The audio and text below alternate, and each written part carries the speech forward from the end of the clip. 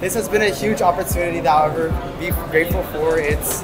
I'm actually super blessed to be chosen to be a part of this team. It's something I'll forever cherish, and I'm super grateful for this opportunity.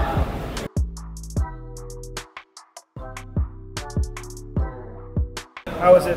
So my dad used to be teammates with him back in Ateneo in college.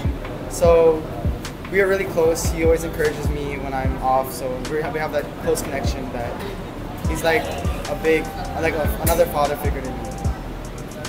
You seem to be Coach LA's typical point guard, a steady point guard who knows how to just pass first before taking your own shot.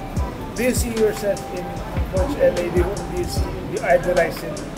Yes, I idolize Coach LA as an undersized guard. I always try to create for my teammates before I look for my own shots because I want them to thrive and to excel in everything they do. How does it feel to have your son playing for Gilas, second generation?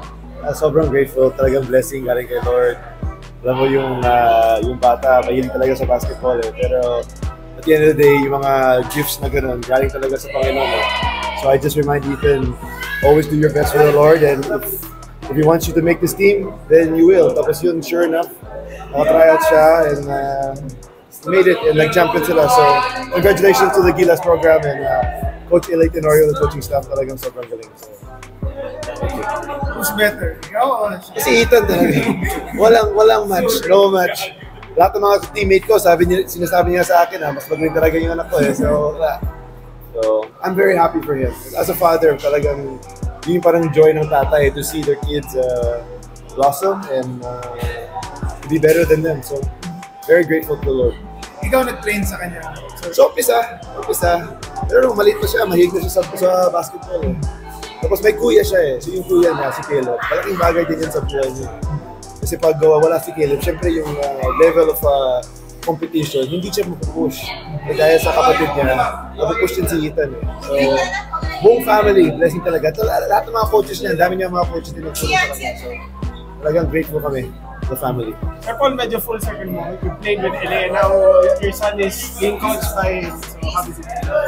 It's amazing, you know. I honestly, when I learned that LA was the coach and then Ethan made the team, sa loob-loob ko parang you have so much peace eh. Kasi syempre anak mo to eh.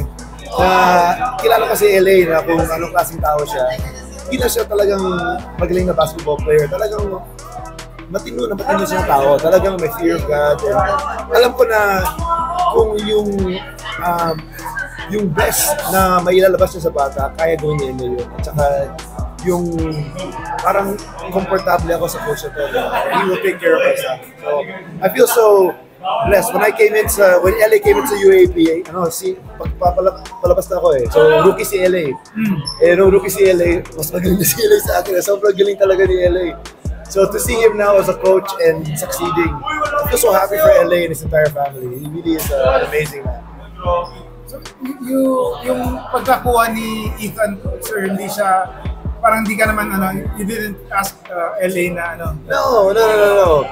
Kasi syempre may tryouts yun eh. Ang dami mga bata nag-tryout eh. Nalaman mo na lang yung nakuha si Ethan after na. Yeah, after na. So, you know, yung laro ni Ethan is may similarity din to LA. Talagang kalmado sila, hindi nararatel, galing pumasa. So, I think he's a good fit to be, with this team. Ikaw, sir, how are you? What's keeping you busy these days? Many things. Of course, being a husband and a father is one hat I wear. Tapos, busy also sa work. We're in real estate. Tapos, I help out also sa CCF, which is a church. So, I wear multiple hats, but at the end of the day, it's really, I want to live my life in a way that will please and honor God. So, whatever He calls me to do, I want to be faithful to it.